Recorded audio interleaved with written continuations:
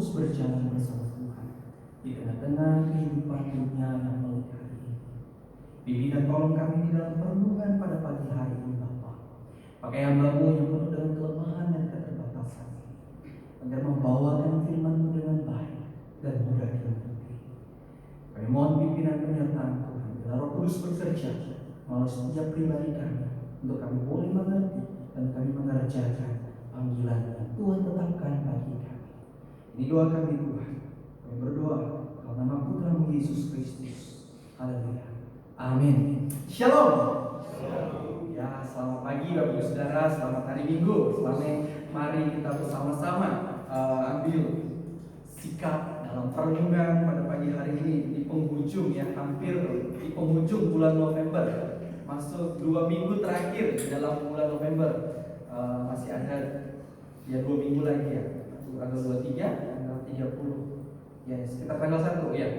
Kita masuk di dalam penghujung di dalam bulan November. Tapi kita juga sama-sama diajak untuk kembali merenungkan satu bagian firman Tuhan.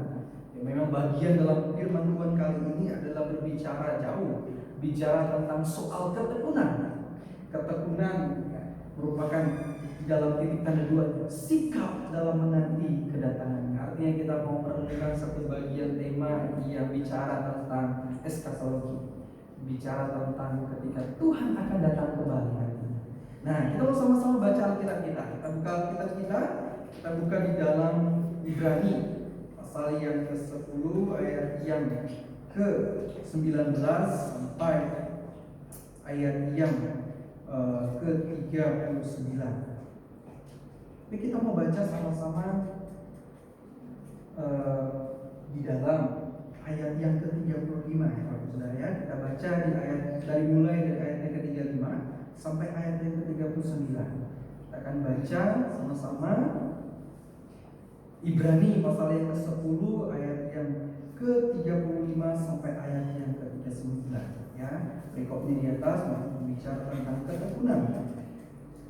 Sebab itu janganlah kamu melepaskan kepercayaanmu karena besar upah yang menantinya. Sebab kamu memerlukan ketekunan supaya sesudah kamu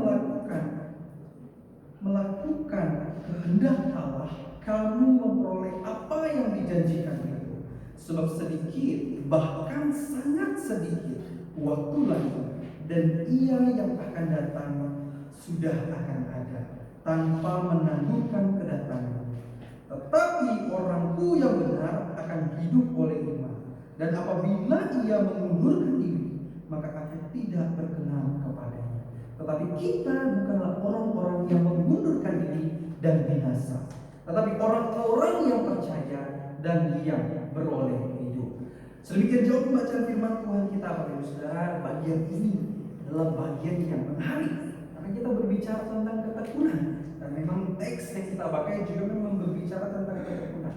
Tapi tidak bisa kita lepaskan lagi prinsip tentang ketekunan itu bisa kita bawa ke berbagai konteks. Tetapi dalam bagian ini, saudara, izinkan saya untuk berbagi kepada kita.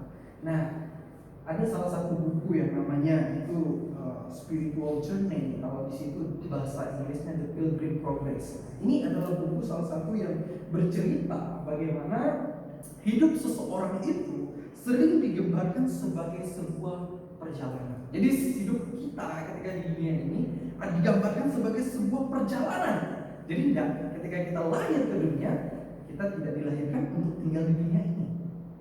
Tapi memang saat ini kita ada di dunia dan tinggal di dunia. Tapi tujuannya itu yang bukan untuk dunia ini. Nah, karena itu buku itu yang begitu menarik karena berbicara tentang sebuah perjalanan spiritual journey. Setiap orang yang menempuh jalan yang panjang dan dengan berbagai tantangan rintangan, ada banyak tantangan rintangan dan persimpangan dikatakan dalam buku itu, dan juga dalam perjalanan itu, dalam setiap perjalanan itu, Bapak Saudara, ada saat-saat di mana kehidupan itu akan ada sukacita, tapi ada saat-saat di mana juga akan ada yang namanya masa-masa sukar, masa-masa sulit. Nah, itu sudah kita alami di dalam hidup kita. Dan memang secara rasional, secara umum manusia mengalami itu semua. Tetapi Tetapi demikian juga halnya di dalam spiritual journey, perjalanan iman. Dalam konteks hal yang rohani, bukan lagi secara umum adanya, tapi ini bicara tentang konteks kerohanian.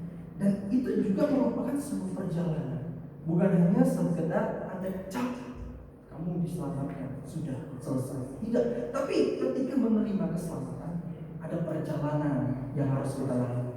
Dan di dalamnya itu juga minggu-minggu lalu kita sudah diajak untuk merenungkan bersama tentang kita berjaga-jaga. Kita bersama-sama diajak untuk berwaspada, karena memang di dalam kehidupan hari ini konteks kita orang-orang percaya dihadapi dengan situasi perang-perang saja. Secara umum perang-perang yang dihadapi oleh tentara-tentara, tapi perang yang kita alami hari ini adalah peperangan rohani. Karena itu di dalam buku ini dia membawa kepada satu gambaran hidup kita adalah perjalanan iman, di mana kita harus berjuang terus untuk menghadapi tantangan-tantangan, godaan-godaan. Nah, Bapak Saudara, menarik lagi karena apa? Karena hari ini di dalam tema pertemuan kita mau bicara tentang ketekunan.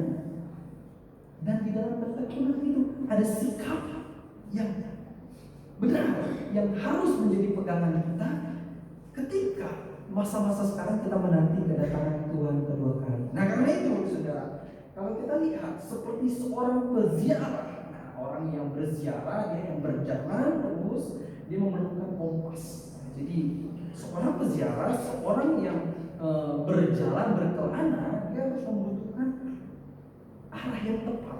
Ada hal yang harus dia pegang. Kalau ini saya gambarkan kompas agar dia bisa mencapai tujuannya, dan juga dia membutuhkan suatu sikap, suatu prinsip yang benar, dan supaya apa? Ketika dia berjalan menuju suatu tujuannya, dia pegang prinsip yang benar dan juga dia punya arah yang benar. Sehingga ketika dia menghadapi tantangan, dia tidak mundur, dia tidak pergi, dia tidak menyerah, tetapi dia tetap berjalan terus di dalam perjalanan. Dan demikian halnya hidup kita di dalam juga bertekun, karena itu konteks daripada Ibrani ini sendiri. Nah, surat Ibrani ditulis memang secara umum itu untuk mendorong bagi setiap orang percaya supaya teguh, supaya orang percaya itu bisa tetap bertahan menghadapi situasi yang tidak mudah di dalam menjalani hidup. Banyak tantangan yang dikatakan oleh saksi-saksi iman, banyak hal yang mereka alami, dan juga dalam pasal 10 ini secara khusus ya konteksnya kita diajak untuk melihat bahwa ini merupakan sebuah dorongan dan juga peringatan bagi orang-orang percaya yang ditulis oleh penulis Ibrani ini sendiri kepada orang-orang percaya supaya mereka tetap kuat, supaya mereka tetap teguh, karena di masa-masa kita saat ini kita mau masuk di masa-masa akhir zaman di mana semua kehidupan akan menjadi kacau balau. Tetapi itulah yang diberikan sebuah warning, peringatan, bel, lonceng supaya orang-orang percaya hari ini tidak hidup di dalam tanpa harapan, tetapi iman yang dipegang itu ada isinya, benar-benar bukan hanya sekedar formalitas atau sekedar ada cap-cap, tapi benar-benar iman yang hidup, yang kita bertekun di dalamnya sepanjang hidup itu kita tahu jelas arahnya kemana dan mengapa kita harus bertekun. Nah, itulah bagian yang menjadi perlindungan kita hari ini. Sehingga Bapak Saudara, ketekunan di sini, ketekunan yang didefinisikan di dalam konteks ini adalah sebuah ketekunan yang merupakan kesetiaan untuk tetap dalam kehendak Allah. Meskipun ada tekanan, meskipun ada cobaan ataupun penganiayaan. Nah, itu hal yang pasti nanti terjadi ketika kita masuk di dalam hari di mana penghakiman itu tiba, bahwa banyak orang akan menghakimi, banyak orang yang akan menyiksa orang-orang percaya. Nah, Ibu Saudara, tetapi sebelum waktu itu tiba, hari ini kita mau diajak sama-sama untuk kita sama-sama lihat ketekunan yang bagaimana yang penulis Ibrani itu mau bagikan kepada kita, dan mengapa kita sebagai orang percaya yang sudah diselamatkan ini, yang bukan karena usaha kita sendiri, hanya pemberian Allah, dan kita harus bertekun di dalam keselamatan kita itu yang Tuhan telah anugerahkan kepada kita itu. Nah, karena itu yang pertama adalah bagian ini, ketekunan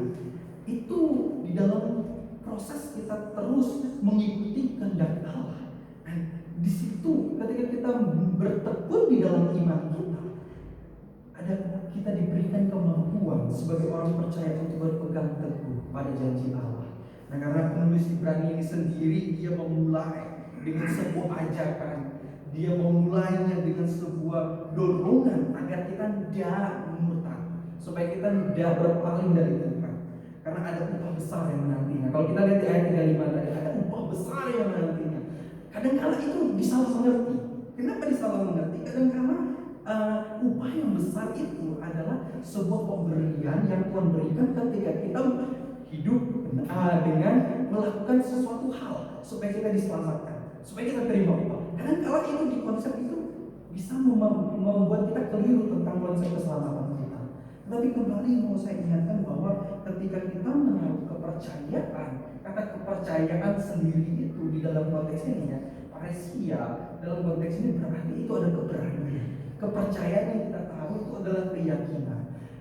Kepercayaan yang kita taruh kepada Tuhan itu adalah yang teguh, yang sangat-sangat kokoh begitu. Jadi ketika kita memahami hal itu, berarti ketika ketika penulis Ibrani itu sendiri berkata di ayat 35 itu, sebab itu janganlah kamu melepaskan kepercayaanmu karena besar upah yang menantinya. Jadi tugas yang diberikan kepada orang percaya bukan mereka harus berbuat baik supaya mereka bisa selamat, tetapi tugas orang percaya adalah menjaga imannya supaya tetap teguh dan kokoh. Karena itu kepercayaan di situ didefinisikan sebagai keberanian, sebagai keyakinan yang teguh. Jadi konsep keselamatan yang Tuhan beri itu benar-benar pure, murni pemberian. Tetapi murni pemberian itu tidak serta-merta hanya Tuhan beri untuk kita, tetapi setelah itu kita tidak berbuat apa-apa. Ya udah, aku boleh berbuat dosa, ya nanti aku taubat. Karena toh aku orang Kristen, aku udah terima keselamatan dan keselamatanku tidak bisa hilang. Jadi aku buat berdosa dulu selama yang muda. Tuhan nanti aku bertobat. Ada konsep orang yang berkata demikian tentang iman mereka, sehingga itu menjadi sebuah permainan buat mereka. Mereka bermain dengan Tuhan. Karena keselamatan yang Tuhan berikan tidak serta-merta Tuhan beri itu dengan tanpa tujuan. Karena Tuhan memberi iman itu kepada setiap orang yang Ia kenalkan, ada tujuan yang Tuhan mau kerjakan lewat orang-orang itu. Dan itulah kita. Karena itu jangan sampai kita salah memahami bahwa ketika kita terima keselamatan dan justru karena sudah selamat ya udah buat dosa aja. Tetapi di dalam bagian ini penulis Ibrani mendorong kita supaya kita bertekun dalam imannya, dalam kepercayaannya. Jangan sampai kita bermain-main dengan Tuhan. Makanya di dalam bagian ini kepercayaan yang kita pegang itu harus betul-betul dipegang teguh dengan keberanian melawan yang namanya godaan dosa, melawan yang namanya tantangan zaman yang merupakan membuat kita bisa berbalik arah dari Tuhan, menyangkal Tuhan. Tetapi Bapak Ibu Saudara, yang tidak dapat kita juga lepaskan bahwa ketika kita hidup sebagai orang percaya hari ini, kita tidak lepas daripada kedaulatan Allah. Karena kita yang dipilih Tuhan, itu yang kita yang saat ini dipilih Tuhan, Tuhan yang memampukan kita, Tuhan yang menolong kita untuk kita berupaya untuk berjuang melawan godaan-godaan itu. Sehingga penulis daripada Ibrani ini mendorong supaya orang-orang percaya itu bertekun, tetap mempunyai keberanian yang kokoh di tengah-tengah situasi yang mungkin itu mengancam nyawa mereka. Kalau kamu tidak murtad, kamu mati. Kalau kamu tetap memilih percaya Yesus, kamu mati. Akan ada situasi di mana mungkin tidak seperti hal itu, tetapi akan ada hal yang mungkin membuat goncang iman kita, sehingga itu membuat kita goyah. Karena itu ketekunan itu dibutuhkan, Bapak Saudara. Karena ketekunan itu merupakan proses perjalanan kita pribadi lepas pribadi. Yang tahu isi hati kita, yang tahu iman kita adalah kita dengan Tuhan. Karena itu pribadi kita akan diuji sedemikian sehingga mendapatkan suatu kemampuan iman yang benar. Nah, yang kedua, ketekunan itu memampukan orang percaya untuk berpegang teguh kepada janji Allah. Dan di dalam ketekunan itu merupakan sebuah proses yang panjang. Karena itu ketekunan itu harus menjadi gaya hidup kita, menjadi sebuah gaya hidup di mana aku yang beridentitaskan seorang Kristen. Karena itu aku harus mampu untuk bertahan, untuk berjuang melawan godaan dosa, mematikan keinginan-keinginan daging yang Paulus seringkali kumandangkan kepada jemaat-jemaatnya, baik itu di Efesus, di Filipi, di Kolose. Matikan keinginan daging. Karena ketika kita bertekun di dalam iman, bahkan di dalam doa yang Paulus juga sering kumandangkan, hal itu membuat kita semakin menghidupi hidup serupa Kristus. Karena itu ketekunan adalah sebuah gaya hidup di mana kita terus bertahan. Karena hidup di dalam dunia ini kita nggak hidup untuk stay di sini terus, tapi hidup ini terus berjalan sampai kapan? Sampai Tuhan datang kedua kali. Karena itu kita melihat pentingnya ketekunan dan sikap yang kita bangun di hadapan Tuhan. Bagaimana sebelum dia datang melihat kita lagi ke dunia menghakimi setiap orang, sikapnya itu adalah kita menaruh kepercayaan itu tidak main-main sama Tuhan, tidak sepelekan keselamatan kita itu, dan juga benar-benar komit bertekun di dalamnya. Karena itu dua bagian ini, ayat 35, 36 itu betul-betul mau menyoroti kepada kita tentang sikap ini yang harus kita hidupi menjelang hari Tuhan yang dekat. Kita tidak tahu Tuhan datang kapan, tapi Tuhan beri tanda-tanda bahwa dia akan datang, dan dia akan datang sama seperti dia turun. Dia turun sama seperti ketika dia naik 2000 tahun lalu ke surga. Dan bayangkan Bapak Ibu Saudara, ketika kita melihat Tuhan datang dari awan-awan dengan cahaya kemuliaannya, sedangkan kita hari ini itu masih menyepelekan keselamatan yang Kau beri itu. Dan ketekunan itu yang kita hidup. Apa jadinya hidup kita? Dan apa pertanggungjawaban kita di hadapan Tuhan? Karena itu Saudara, juga ketekunan itu kita bisa katakan sebuah gambaran tentang kualitas rohani kita, kualitas spiritual kita. Jadi ketika kita kembali melihat pribadi kita, bagaimana kualitas rohani kita? Apakah sudah kita memahami konsep keselamatan yang benar itu? Apakah kita masih bermain-main dengan keselamatan yang Tuhan sudah beri sampai hari ini, dari kita mulai lahir sampai kita hidup hari ini? Apakah benar-benar sudah keselamatan yang kita pegang untuk kita hidupi? Atau kita justru menikmati dunia dulu, setelah itu Tuhan kasih sentilan-sentilannya lalu kita bertobat, sehingga hidup kita di dunia hanya dadar-dadar karena kita tidak mengikuti apa yang menjadi kehendak Tuhan tadi. Karena Tuhan mau kita menghidupi yang namanya ketekunan, itu berupaya untuk mengikuti kehendak-kehendak Tuhan dalam melawan hal-hal yang berupa kedagingan. Karena itu Bapak Saudara, kita lihat bahwa ketekunan adalah kualitas rohani. Jadi kualitasnya itu ditentukan daripada ketekunan hidup kita. Kualitas rohani kita itu dinilai daripada bagaimana ketekunan kita dalam menghidupi iman kita, dalam mempertanggungjawabkan keselamatan kita. Sehingga di dalamnya kita memerlukan untuk taat, memerlukan untuk setia di tengah tantangan, di tengah-tengah hidup yang tidak mudah, di tengah-tengah orang berupaya untuk berlogika di dalam hidup, menjalankan segala sesuatu dengan logika, tetapi di satu titik mereka mengalami situasi yang mustahil bagi mereka. Di saat itulah kita membutuhkan iman, dan itulah fungsinya ketekunan. Karena ketekunan itu dihadapkan dengan sebuah tantangan yang tidak mudah, sehingga ada ketekunan itu muncul dan terus berproses di sana, sehingga ketekunan itu sempurna adanya dan menjadi orang yang teguh. Jadi itu merupakan proses, dan proses itu kapan kita kerjakan?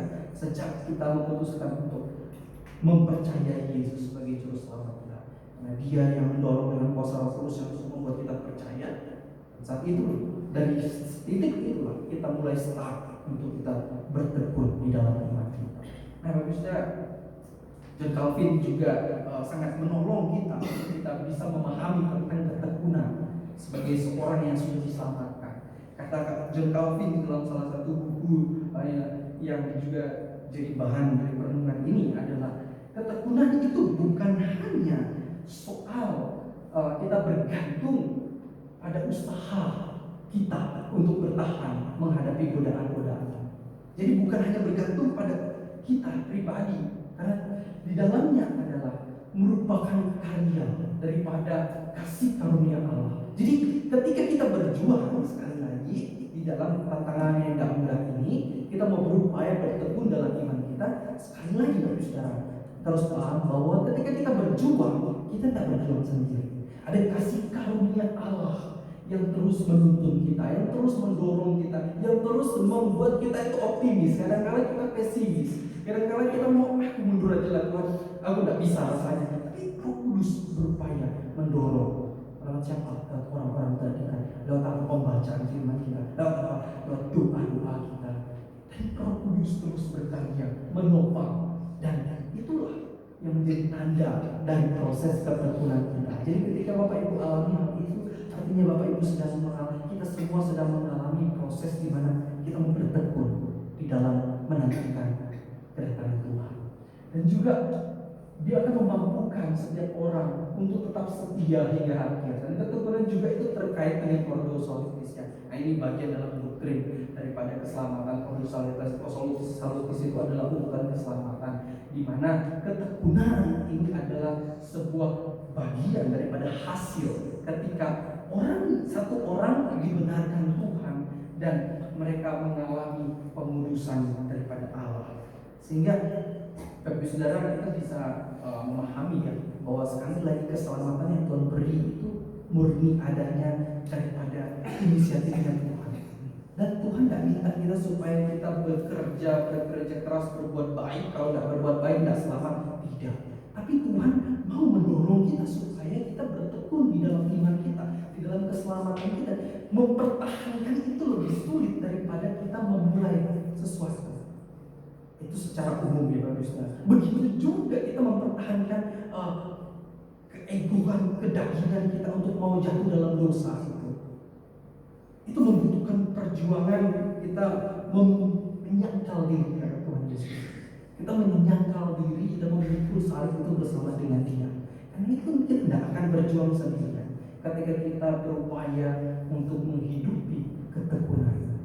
Ketekunan yang dimaksud adalah kita terus menjaga kepercayaan, kesetiaan kita di tengah kondisi dunia yang tidak mudah ini, dan berupaya menghidupi gaya hidup Kristus itu di dalam hidup kita hari lepas hari, setiap hari, sepanjang detik, menit, jam. Dan itulah bagian pekerjaan kita hari ini. Dan bukan tanpa tujuan Tuhan beri keselamatan itu pada kita. Karena pembenaran yang diberikan hanya oleh iman itu merupakan pembenaran yang diperoleh melalui perbuatan. Justifikasi melalui iman itu pembenaran tidak diperoleh melalui perbuatan, tetapi semata-mata oleh iman. Nah, orang benar hidup karena ia telah dibenarkan oleh iman, bukan karena ketaatannya kepada hukum Taurat. Nah, itu bagian Roma yang dikutip, yang Paulus kumandangkan juga, yang disalah mengerti oleh orang Yahudi, oleh orang-orang yang saat itu menjadi pemimpin-pemimpin agama Yahudi. Dan jangan sampai salah juga bagi kita hari ini memahami konsep keselamatan kita, sehingga kita meremehkan yang namanya karya keselamatan Tuhan itu. Dan kita didorong supaya menghidupi ketekunan itu sampai Tuhan datang, dengan tetap menjaga hati kita tetap teguh percaya kepada-Nya. Dan Bapak Saudara, ada aplikasi praktis yang bisa jadi langkah bagi kita untuk terus tetap menjaga iman kita, tetap terus bergantung sama Tuhan di tengah-tengah menghadapi situasi yang sulit ini. Karena itu Bapak Saudara, dua bagian yang baik ya. Pertama, mari kita jangan menyerah ya, jangan menyerah menjalani hidup di tengah-tengah pekerjaan, di tengah-tengah juga kehidupan pribadi di dalam keluarga. Ada tantangan, ada masalah, ada beban. Saya mau katakan bahwa tetap teguhlah dalam iman, tetap andalkan Tuhan. Karena ketika kita menghadapi situasi itu, tetap kita akan berjuang melawan kedagingan kita, melawan hal yang bertentangan dengan kehendak Tuhan, sehingga membutuhkan iman yang kuat. Sehingga bagian ini saya mau mengajak kita untuk jangan menyerah, Dan yang kedua, mari kita hidup oleh iman. Dan berarti kita mau mempercayakan kepada Allah dalam setiap aspek kehidupan kita. Jadi apapun yang menjadi problema Bapak Ibu Saudara dan kita hari ini di tengah-tengah kondisi secara khusus Kota Palu ya, dan Indonesia yang saat ini juga dalam resesi ekonomi yang sangat turun sekali, dan itu membuat goncang setiap aspek kehidupan. Bahkan banyak orang yang mau berpindah agama supaya dia bisa dapat makan, sehingga itu membuat goncang dalam setiap aspek kehidupan. Tetapi mari Bapak Saudara hidup oleh iman. Jadi ketika kita hidup oleh iman bukan hanya sekedar omongan, tetapi dengan pemahaman yang benar tadi. Sehingga ini mendorong kita sekali untuk tetap survive, tetap berjuang bersama Tuhan menjelang kita menantikan kedatangan Tuhan. Dan yang kedua Bapak Saudara, kita diajar juga untuk kita bertekun. Kita menghidupi ketekunan yang didasarkan pada iman. Sehingga di sini ya, ketekunan itu berakar pada iman yang menopang kita hingga akhir. Nah, ini bagiannya menarik. Kenapa menarik? Karena ketika Paulus penulis yang sendiri penulis Ibrani itu dia mengutip Habakuk. Dan Habakuk 2 ayat 3 sampai 4 itu dia menegaskan bahwa iman adalah dasar dari ketekunan. Dan di bagian ini iman itu memberikan kepastian akan janji Allah. Jadi ketika terima keselamatan, sebetulnya kita sedang diingatkan bahwa kita orang-orang yang sudah dipilih Tuhan, dan sekaligus kita diingatkan bahwa Tuhan itu mau menjaga kita terus, dia berada di dalam hidup kita. Makanya ketika kita mempunyai iman di hidup kita hari ini, iman itu kita ada di pikiran kita, ada di hati kita. Satu hal yang perlu kita pegang, selalu kita ingat bahwa ketika kita hidup sebagai orang percaya hari ini, sebenarnya kita itu ada di dalam kedaulatan Allah. Kita ada di dalam lingkarannya Allah yang sudah tetapkan untuk kita lakukan ini untuk mengerjakan panggilan yang Tuhan berikan. Tetapi yang menjadi sulit adalah Bapak Ibu Saudara, seringkali kita abaikan ada janji Tuhan, sehingga itu membuat kita ya udahlah Tuhan, aku tidak mau lagi ikut Tuhan, aku lebih baik menikmati hidup yang penuh dengan kenikmatan dunia ini ketimbang aku ikut Tuhan. Yang dilupakan adalah janji Tuhan itu. Ketika dia berjanji nanti dia akan datang kedua kali, bahwa di sini penulis itu menegaskan ada pengharapan orang percaya, ada sebuah janji yang Tuhan nyatakan bagi orang percaya ketika Tuhan Yesus datang nanti. Dan kedatangannya itu bukan hoax, bukan hal yang tidak pasti, tapi kedatangannya itu pasti.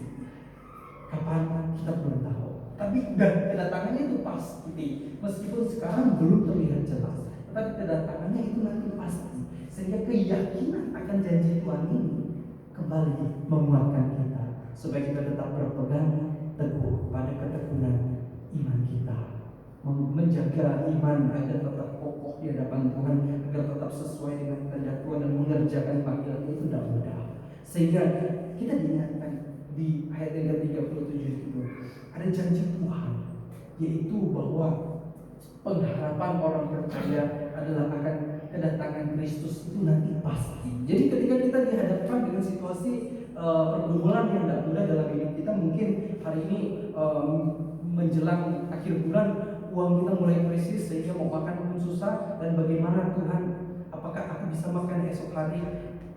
Kita tetap harus berpegang kembali kepada karya keselamatan yang Tuhan beri bagi kita, bahwa itu tidak akan lepas daripada kedaulatan Tuhan, dan pemeliharaan Tuhan itu sangat nyata dalam hidup kita. Sehingga janji Tuhan ini yang menjadi sebuah pegangan bagi kita, supaya kita tetap terus berpegang kepada apa yang menjadi karya keselamatan Tuhan nyatakan bagi kita. Sehingga yang kedua juga, mari kita diingatkan supaya ayat 38 itu ya, Pak penulis itu menyatakan bahwa orang benar yang hidup oleh iman, yaitu keyakinan penuh pada janji Allah dan rencana Allah, dan iman itu memberikan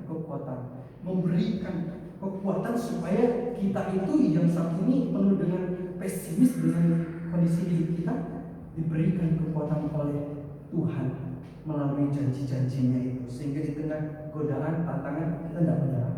Karena itu kenapa kita didorong hari ini supaya kita terus baca Alkitab. Kenapa kita hari ini didorong supaya terus kita renungkan firman Tuhan.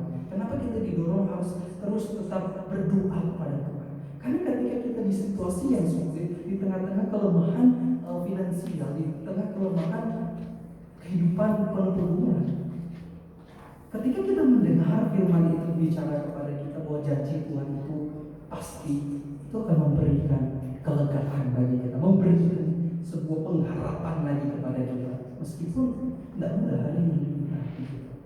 Karena itu Bapak Ibu Saudara, mari kita juga ingat di dalam ayat yang ke-38 itu ada peringatan di situ bahwa mereka yang mengundurkan diri, mereka yang gagal untuk bertekun di dalam imannya atas keselamatan yang Tuhan berikan, mereka yang mengundurkan diri ini mereka sendiri menunjukkan dirinya, menunjukkan bahwa iman yang mereka pegang itu tidak sejati.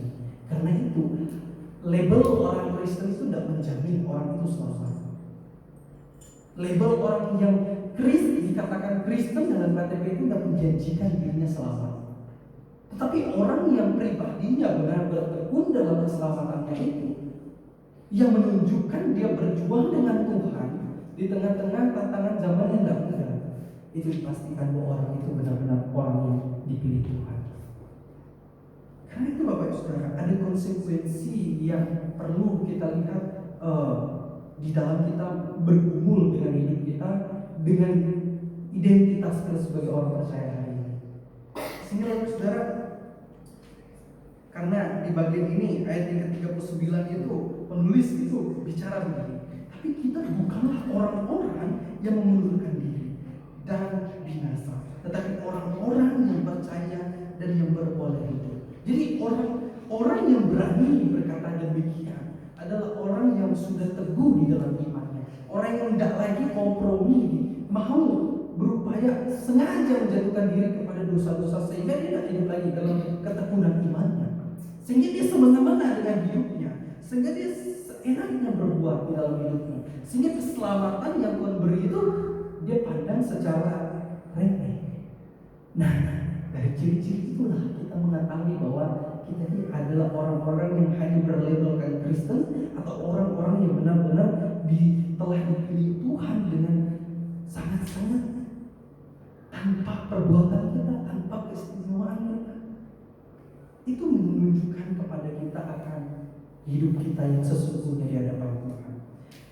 Karena kita lihat bahwa iman yang menopang kita sampai akhir itu adalah orang-orang yang terus bertekun, orang-orang yang ketekunannya, orang-orang yang mau berupaya hidup terus di hadapan Tuhan. Di dalam teologi reform yang salah satu buku ya, karena dibahas tentang juga ketekunan orang-orang kudus, Perseverance of the Saints itu di bagian yang terakhir itu. Nah di sini orang-orang yang benar diselamatkan dikatakan akan terus bertekun hingga akhir, sampai akhir napasnya. Jadi cirinya orang-orang yang benar dia betul diselamatkan bukan hanya sekadar KTP, dia berjuang, bertekun dalam keselamatannya itu.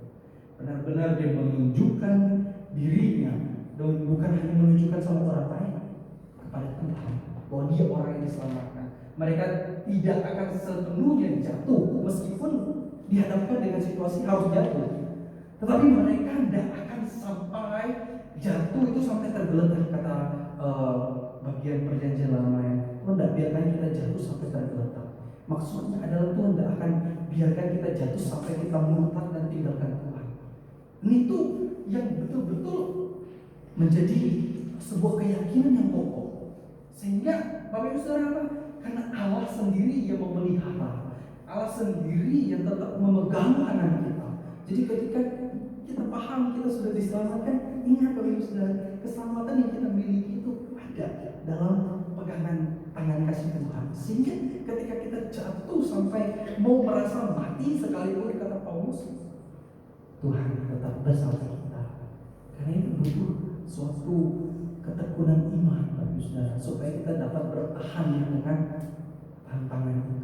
Karena godaan godaan setan itu seperti singa yang mengaum-ngaum itu tuh bukan main-main loh saudara. Mau menerkam orang sampai mati, begitu godaan iblis itu mengerikan itu. Sehingga jangan pandang remeh hal ini.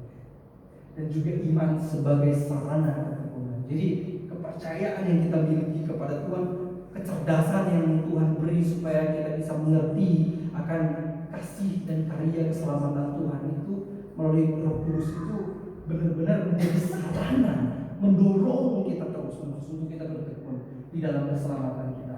Dan juga dia menopang, Roh Kudus yang Tuhan taruh di hati kita itu menopang kita.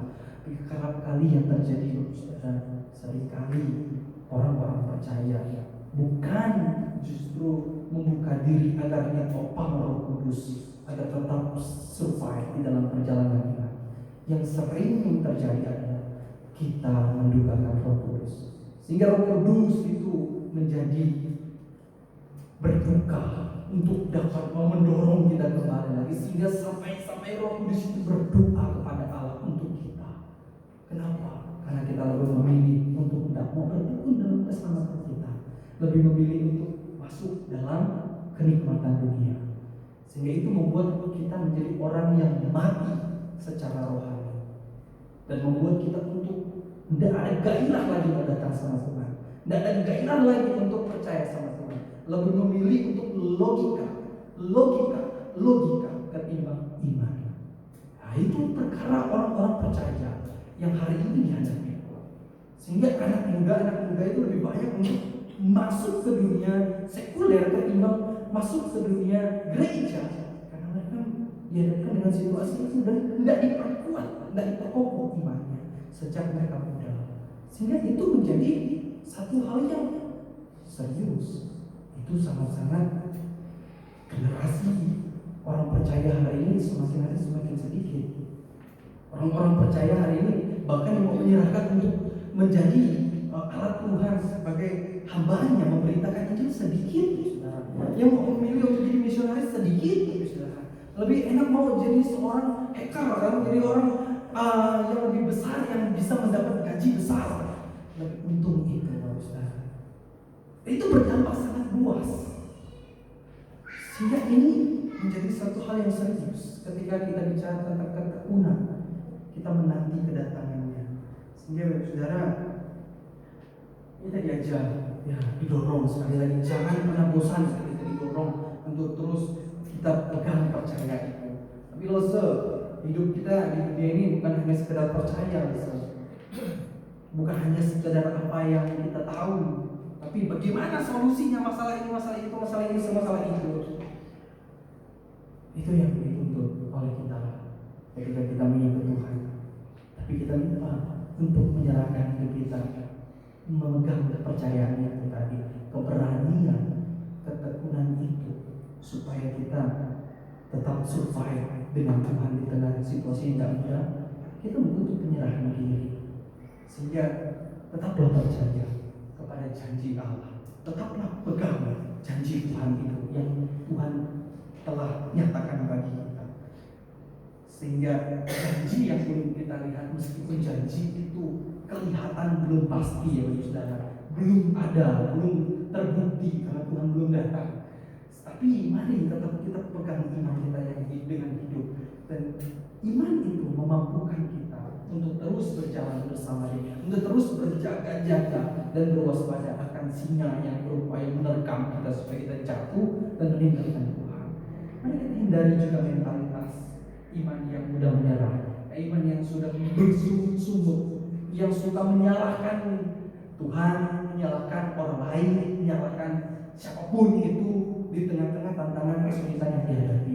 Tapi mari kita mencoba untuk menundukkan diri, tidak bersungut-sungut, tapi mau memohon kepada Tuhan, memohon pertolongan supaya Dia menolong kita.